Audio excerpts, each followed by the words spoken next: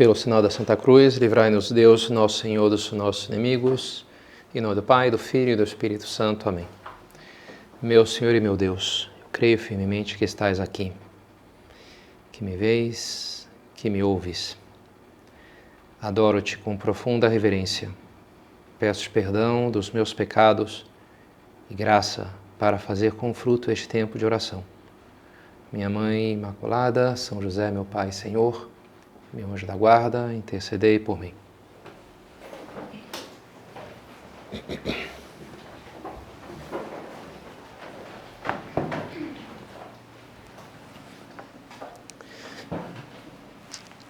sei se vocês já viram aquela história de um homem que entrou num mosteiro, monge, e que tinha uma regra, uma penitência, né?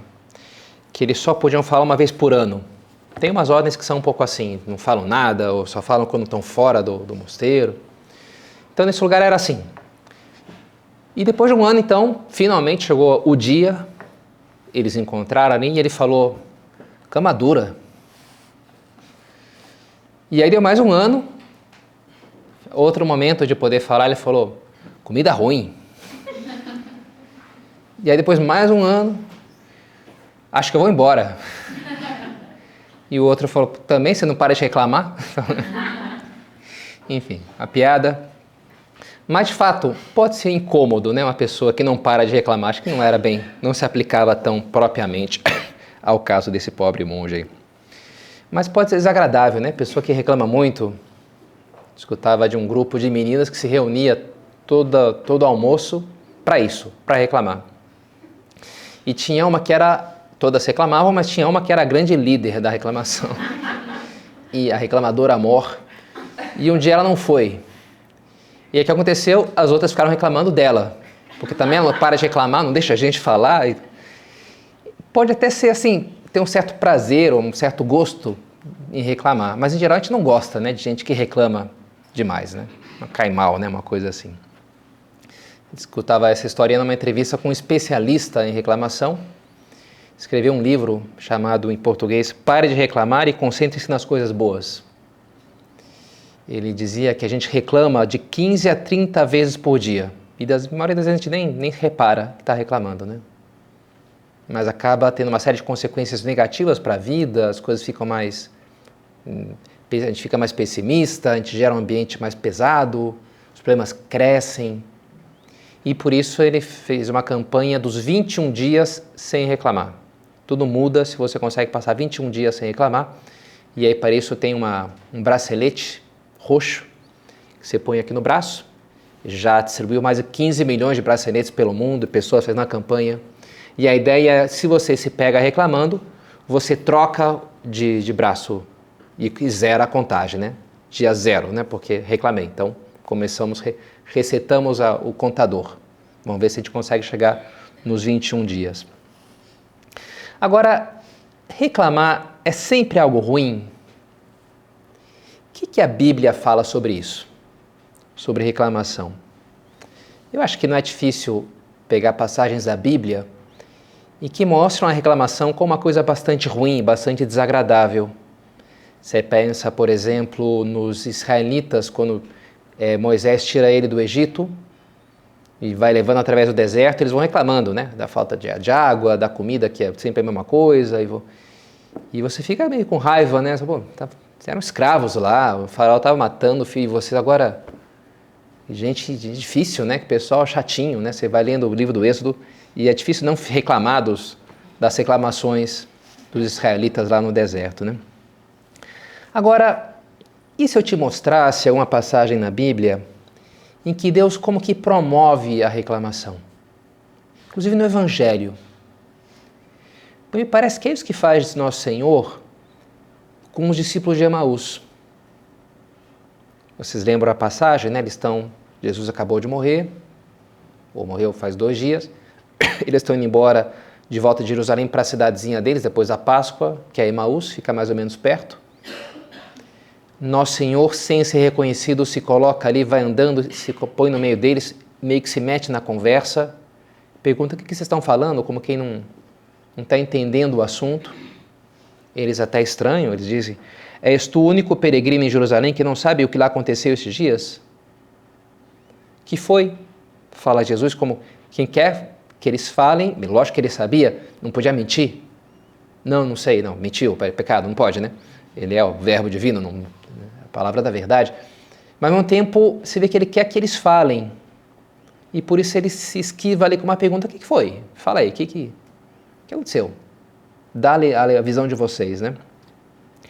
E eles começam a falar, mas depois Jesus explica tudo certinho e esclarece eles. Mas o interessante é isso, né?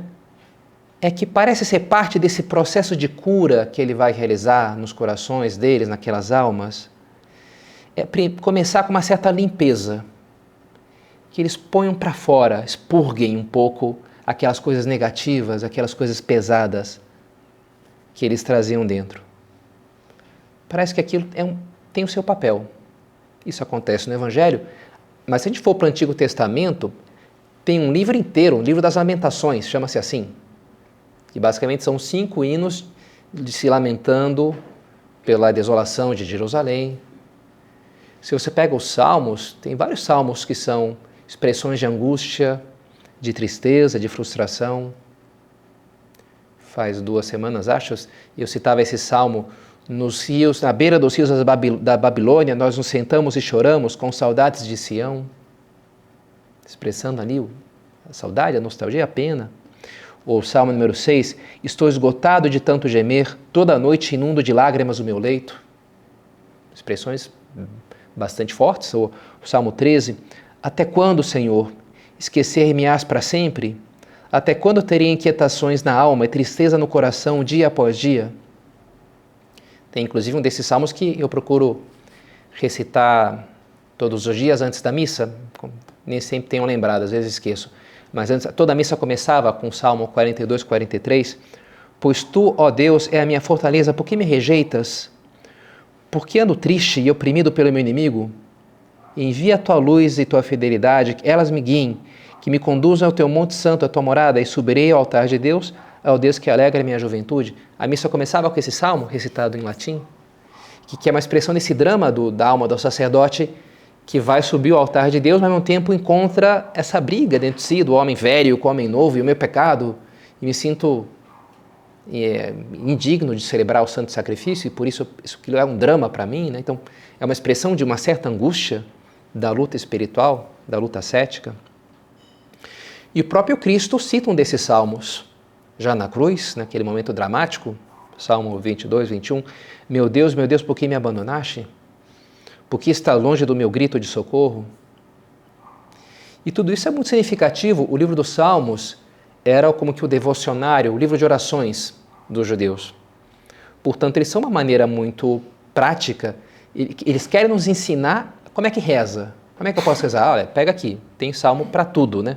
Para agradecer, para pedir perdão, para manifestar, sim, tua angústia. Isso significa que sempre é bom reclamar? Não. Então, nunca é bom reclamar? Também não. A questão é quando é bom reclamar ou o que torna uma reclamação boa ou ruim.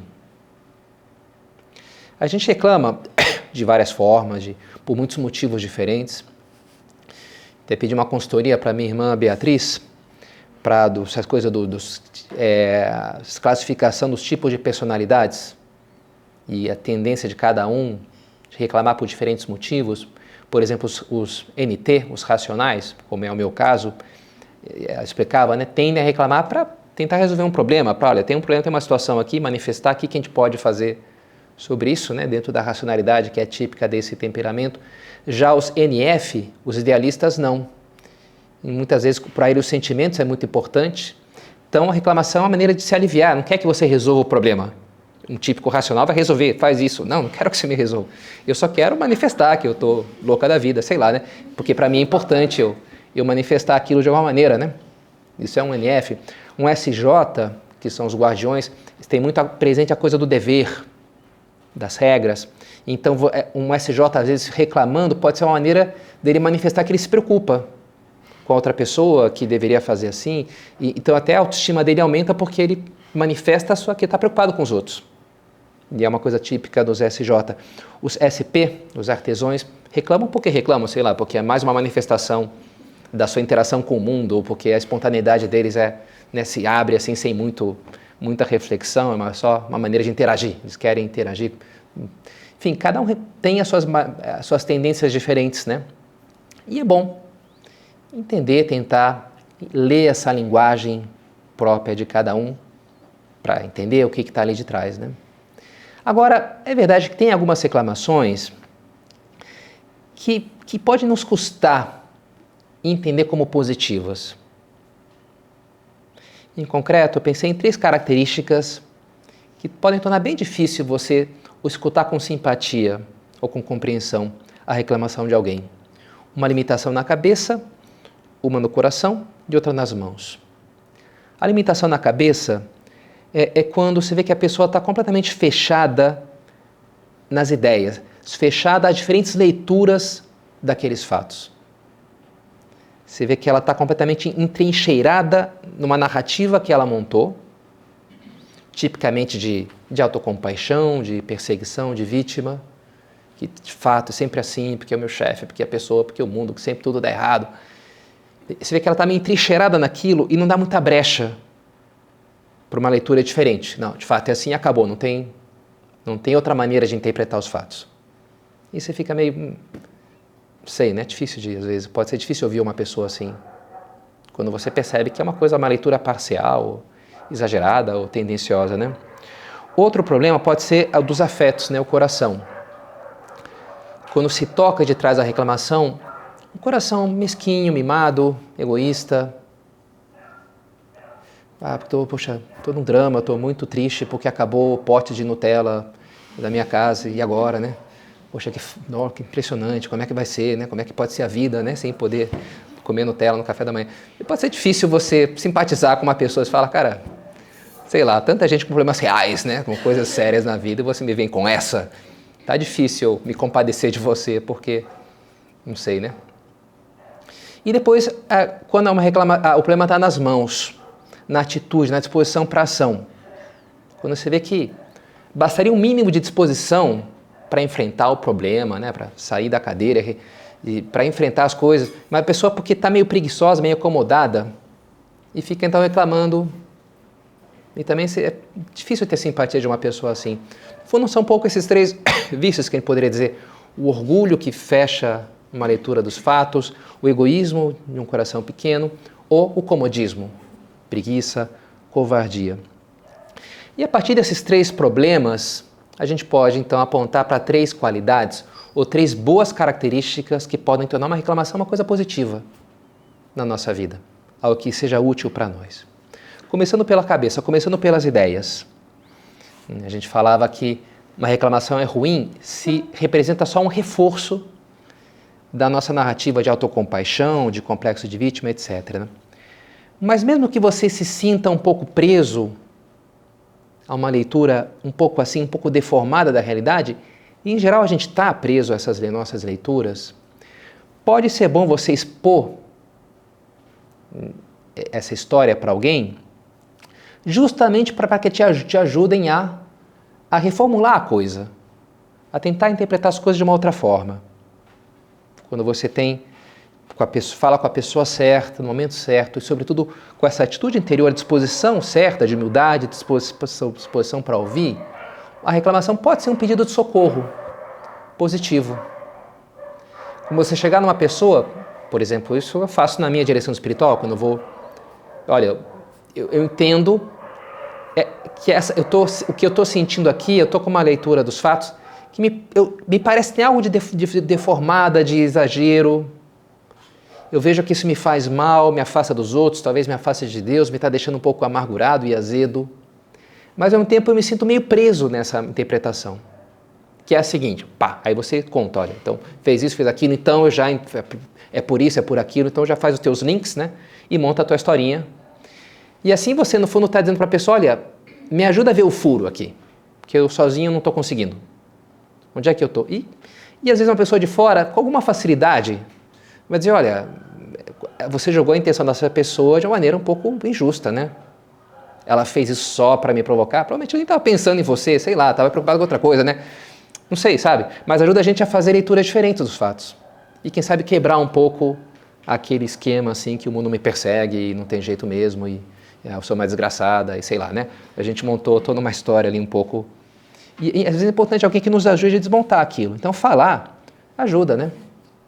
Talvez você tenha essa experiência, eu certamente tenho, de só de você pensar como é que eu vou explicar isso que eu estou sentindo, a minha indignação, meu orgulho ferido, vou explicar, vou falar na direção espiritual, só você formular, aquilo já te ajuda a cair na conta. Só eu vou falar isso que vai ficar óbvio que sei lá, que é ridículo, que sei lá, né, que eu não estou exagerando, que eu não estou filtrando um fato e amplificando o outro, essas coisas que a gente faz, né? Isso já ajuda, é verdade, né? Daí a oportunidade, talvez por isso Jesus quis fazer isso com os discípulos de Emaús, né? A gente vê algo assim já no livro do Gênesis, me parece. Deus fazendo isso com Caim.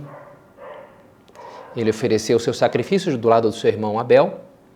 O sacrifício de Abel foi bom, Abel ofereceu o que ele tinha de melhor, por isso Deus abraçou o sacrifício de Abel e rejeitou o de Caim, que ofereceu lá um negócio meia boca, né? E ele ficou então irritado.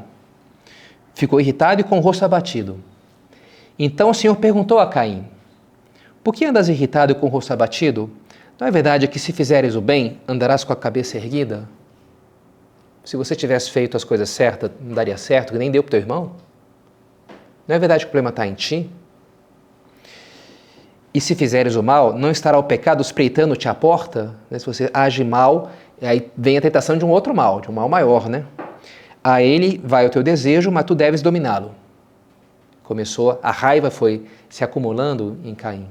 Deus parece querer provocá-lo para falar, para expressar a sua angústia, quem sabe, mas ele não fala, ele fica quieto. Não responde nada para Deus. No versículo seguinte, ele convida Abel para passear e mata Abel no campo. O primeiro assassinato narrado na Bíblia é um fratricídio, né? Caim matando Abel. E é significativo, né? Deus parece ter querido ali provocar uma conversa que ele rejeita e se fecha e aquilo fica cozinhando dentro dele até que vai de mal a pior, né? E termina num pecado maior ainda. A ferida que infeccionou só atrapalha mais as coisas. Por isso nos recomenda São Pedro: humilhai-vos sob a mão poderosa de Deus, para que na hora oportuna Ele vos exalte. Lançai sobre Ele as vossas preocupações, pois Ele é quem cuida de vós. Lança sobre Ele, para que Ele ajude. Bonito um episódio da vida de São José Maria, triste, que é quando morre a sua mãe. Ela está doente, o médico fala que não é uma coisa muito séria, então ele vai pregar um retiro para padres. Mas chegando lá, primeiro dia de retiro, já ligam para ele: olha, padre, sua mãe faleceu. E ele então desliga o telefone, vai para diante do sacrário e começa a soltar os cachorros ali com o Nosso Senhor. Começa a reclamar muito bravo, assim. Os espanhóis às vezes podem ser bem bravos, assim. Como é que se faz isso, né? Eu precisava da minha mãe agora para fazer isso, para fazer aquilo, era fundamental. E você me tira essa ajuda que era tão importante para mim, já tem tão poucos recursos e logo a minha mãe, e eu estava aqui pregando para os teus padres, e ele estava falando da importância da mãe, que tem que rezar pela mãe do padre. Então ele se enfrenta com o Senhor. Mas no momento seguinte ele já fala: que tonteria, que bobagem, Senhor, tu sabes mais. Quem sou eu para dizer, né, o que é melhor, o que é pior? E ele diz uma ejaculatória: fiat ad impleatur, faça-se, cumpra-se, seja louvada e eternamente glorificada a justíssima e amabilíssima vontade de Deus sobre todas as coisas. Amém, amém. Assim seja, assim seja. Aceitando, e aí sim, ele se desfaz em lágrimas, aí ele começa a chorar, né? Quando já primeiro ataca a raiva e depois a aceitação, e aí vem a tristeza, né? Mas não sei, talvez várias vezes a nossa oração poderia ser algo assim, uma forma de reclamação, desde que venha a gente sempre com essa postura de abertura, com essa humildade de no fundo, com essa brecha através da qual Deus vai poder jogar a sua luz e aquilo vai iluminar a nossa alma, vai nos ajudar a sair um pouco daquele beco que a gente tenha se metido, né? Abrir-se, abertura, para fazer leituras diferentes dos fatos. Agora, voltando à passagem de Emaús, Jesus explica, vai citando lá os profetas, vai falando da importância do Messias, como é que devia ser a salvação. Eles reconhecem, Jesus desaparece da frente deles, E um comenta com o outro, é uma frase bonita: não estava ardendo o nosso coração quando ele nos falava pelo caminho e nos explicava as Escrituras? Na verdade, ardens era cor nosso, na verdade que nosso coração ardia. E é uma coisa bonita, esse coração que arde, né? Aquilo que me remexe por dentro. E Jesus está explicando, deu uma aula de soteriologia para eles. E deu alimento para a cabeça, para eles entenderem os Salmos 109, o servo sofredor de Isaías, foi citando lá. Então, uma coisa intelectual. Mas, ao mesmo tempo, aquilo tinha um impacto muito direto na vida, na história. E, por isso, não só é para a cabeça, mas para o coração. O coração ardia. Isso nos remete, então, a essa segunda atitude, né? A abertura do coração. Quando a gente procura explicar com honestidade os motivos de uma irritação, talvez vai ficar patente algum meu apego desproporcionado a uma minha imagem, ao meu, sei lá, ao meu descanso, a minha comida, não sei, né? E aí a importância de eu ter essa abertura, essa disposição de reorganizar aquilo, de alterar, de deixar fora, de aumentar uma coisa, de diminuir outra, de você questionar o teu amor às coisas, né? Que pode estar exagerado para um lado, para o outro.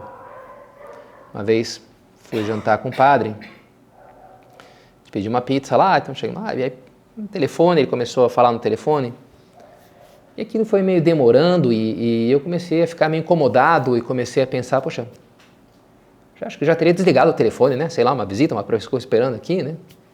E aposto que nem estão falando uma coisa assim muito importante assim, né? E comecei a pensar, jogar cada vez pior, né? Fazer a caveira daquele outro padre lá. Até que eu me dei conta, nossa, como eu estou pensando mal desse padre, né? O que está acontecendo aqui? Aí eu falei, é que eu estou com fome e está aqui a pizza, o cheirinho da pizza do meu lado, né? Então aquilo está me puxando e eu quero, né?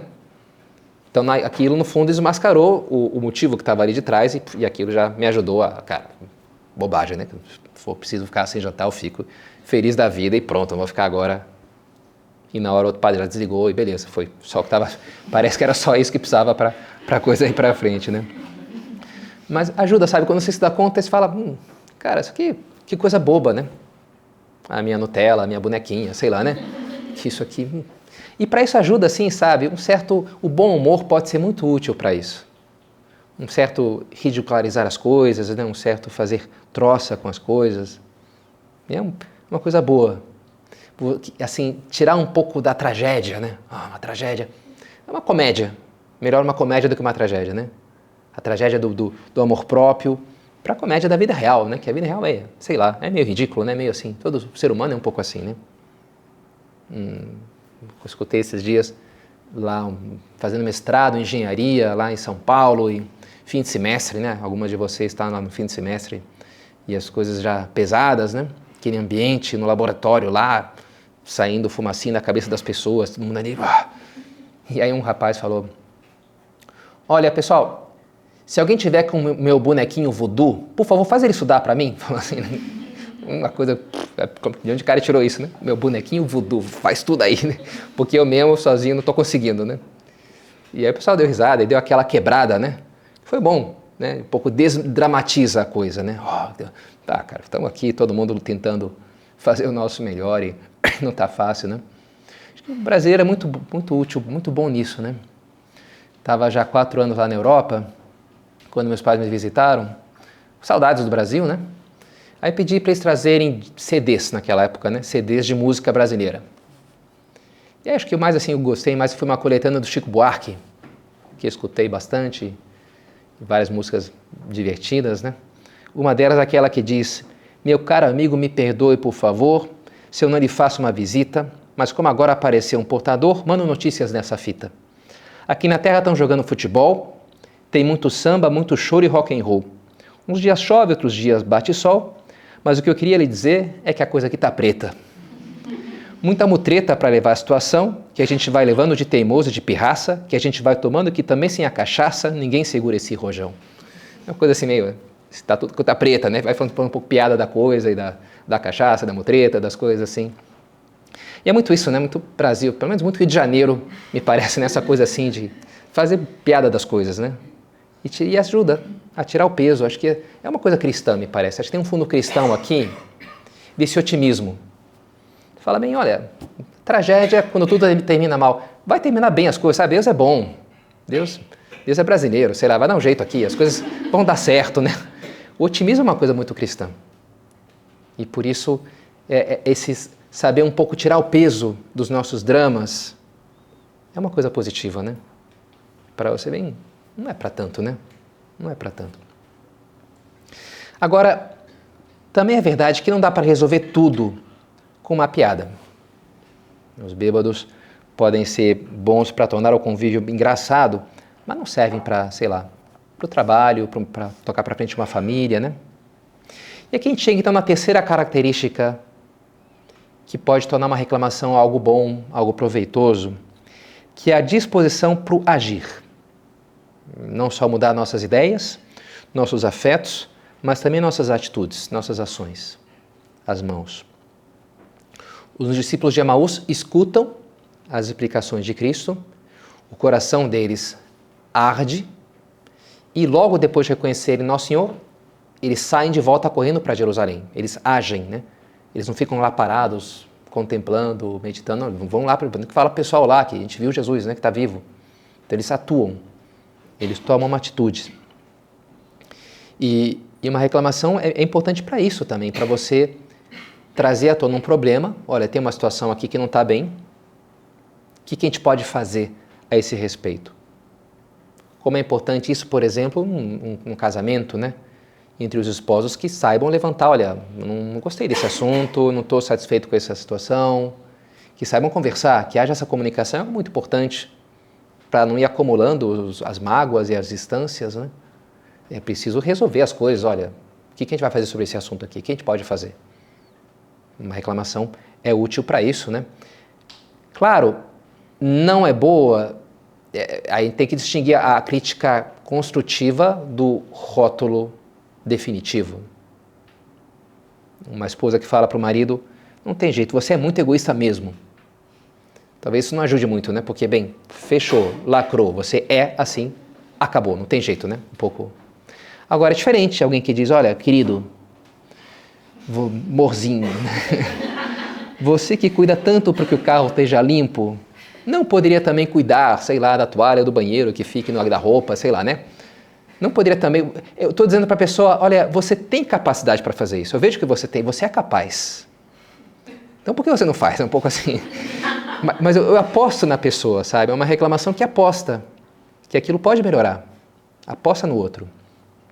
Isso é mais produtivo. Sobretudo, se a pessoa encontra da minha parte também disposição para mudar as minhas atitudes. Talvez nas coisas que me incomodem, né? Então, há um problema, tem uma coisa... Bem, o que eu posso fazer para enfrentar isso aqui, para alterar essa situação, para tornar as coisas melhores? Fundamental isso, né? Para que a reclamação não seja uma coisa vazia e infecunda, estéril. A disposição para enfrentar os problemas, não só ficar culpando o mundo e os demais. A maledicência, essa forma de reclamação, que é um pecado, né? Muitas vezes nasce da minha indisposição de fazer a minha parte. Há um problema, me sinto incomodado com uma situação, eu não quero fazer o que aquilo me exigiria, porque me tira da minha zona de conforto, porque eu vou ter que falar com fulano, porque eu vou ter que ter uma conversa chata, porque eu vou ter que... vai me dar mais trabalho. Então, como eu não quero, eu pego aquela energia ruim do incômodo e canalizo para me vingar falando mal da pessoa, né? Por que essa pessoa não fez tal coisa?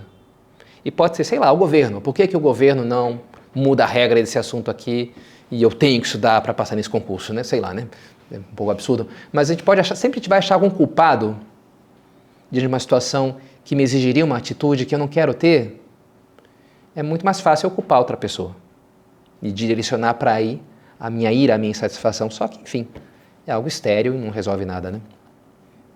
Talvez por isso Guimarães Rosa, uma frase dele que me chamou a atenção, ele escreve em algum lugar, a gente sempre sente raiva de nós mesmos. Interessante isso aqui. Sempre que a gente sente raiva é de nós mesmos.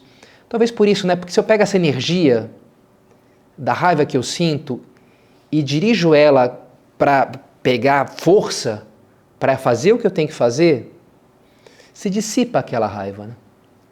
Quando eu resolvo enfrentar o que eu tenho que enfrentar, já aquela reclamação já fica, até não fica significativa, não fica importante. Ah, a pessoa não fez o que ela deveria, pode ser, mas enfim, eu já desviei aqui e tomei o meu rumo e já me esqueci. Não fiquei preso no erro do outro. Por quê? Porque eu tomei a atitude que era necessária tomar. Quem sabe até cresci com aquilo, me desenvolvi com aquilo, ganhei alguma virtude, venci o meu egoísmo, ganhei coragem, não sei, né? E por isso aquilo, eu guardo até uma memória afetiva positiva daquele problema, porque foi bom para mim. Porque eu soube ter a atitude correta, né? Não me faltou a disposição. E assim aquilo se torna bom, quando há essa disposição. Achei divertido esse livro Corações Imperfeitos, essa americana, Colleen Campbell. Ela narra que gosta muito de escrever, estava escrevendo lá uma manhã inteira na biblioteca, mas chegou a hora do almoço das crianças, saiu correndo lá para render o marido que tinha que ir para o trabalho, chegou lá com seu laptop, já chamando as crianças para o almoço. Vieram lá os três, mas o quarto não veio. O quarto estava no quintal construindo uma casa lá, está muito entretido naquilo, muito absorvido naquilo, e a mãe chamou e não veio. A princípio ela teve que ir lá para trazê-lo, e ela estava prestes a dar uma bronca nele na cozinha, olha, quando eu chamo é para vir. E ela se deu conta da ironia da situação, que lá estava ela toda afobada, porque teve que interromper o que ela gostava de fazer, que era escrever, para cumprir o seu dever de dar almoço para os filhos, dando a bronca no seu filho que não quis interromper o que ele queria fazer, que era construir lá a sua casinha, para uma coisa chata, que era ter que alimentar essas baixas necessidades corporais, né? Inúteis, sei lá, né? Então ela falou, no fundo é o mesmo problema, né? E ela falou, meu filho, eu entendo perfeitamente o que você está sentindo. E ela se atirou de quatro no chão, começou a bater com as mãos no chão. Eu não quero almoçar, eu quero escrever, eu quero escrever. E aí o menino no princípio ficou meio perplexo. E aí falou, mamãe está dando chilique, né? Aí os outros irmãos vieram contemplar aquela cena. E ele começou a falar para ela as coisas que ela falava para ele, quando ele dava o chiliquezinho dele, né? Mamãe, tá na hora de almoçar. Você pode terminar depois. Você não pode ficar escrevendo o dia inteiro. Depois você termina. Agora tem que almoçar. Mas não quero, eu quero escrever. Mas não. Sim, não, sim, não. Ah, tá bom. E ela levanta, eles dão risada, né? Então faz ali o teatrinho, termina com... Interessante, né? No fundo, expressa ali a raiva, mas depois levanta e faz, né? São José Maria gostava muito da figura do burrinho, que trabalha, é discreto, faz o que tem que fazer. Mas ele imagina, às vezes o burrinho imagina a cena que ele estava trabalhando, começou a comparar a sua vida dura com a vida mansa dos outros bichos ali. Porque todo mundo aqui está de boa e só eu ralando aqui. Ele soltou um zurro lá, meio bravo, meio com uma inveja lá. Mas depois aqui passa aquela raivazinha e ele chega e volta a trabalhar ali, dá voltas na nora e segue a sua vida feliz de fazer o que ele tem que fazer. Interessante, né? Um momento de uma raivinha ali, uma explosãozinha, um surtozinho, um negócio. Mas depois já, cara, isso aqui foi minha vida, estou feliz de trabalhar, fazer o que eu tenho que fazer. Consola, né? Pensar que também a gente pode ter os nossos momentos assim, desde que depois não nos falte essa atitude de dizer, olha, bobagem, né? Vamos lá, isso aqui que interessa, isso é a vida, e a minha é bom, e vamos em frente, né? Nossa Senhora reclama alguma vez? Olha, eu acho que sim. Tem aquela passagem de Jesus quando está perdido no templo, Jesus adolescente. Depois do terceiro dia, ela encontra ele lá no templo, em Jerusalém, e diz, filho, por que agiste assim conosco? Olha que teu pai e eu, angustiados, te procurávamos. Por que você fez isso? Estou louca de aflição, porque não te vejo há 3 dias, né? E ele respondeu, por que me procuráveis? Não sabias que devo estar naquilo que é de meu pai? Interessante, ele dá uma resposta meio que enfrenta, olha, tem que estar as coisas. Meu pai é Deus, né? Não é São José. Um dia eu vou ter que deixar a casa, vou ter que fazer aquilo que é a minha missão, né? Essa é a minha prioridade. E diz São Lucas que na hora eles não entenderam aquela resposta, mas Nossa Senhora guardava aquilo meditando no seu coração. Então também é um exemplo bonito assim, né? Dela expressar a sua dor, escutar, que Jesus falou, não é que ela deu bronca, como é que você responde assim para tua mãe, já de castigo, não é? Não, ela escutou e ficou refletindo, e aquilo, né, foi destilando dentro dela, né, uma compreensão melhor da missão do seu filho, da vida dele, né. Então, pensamos ela que nos ajude também, que nos ensine algo dessa sua sabedoria.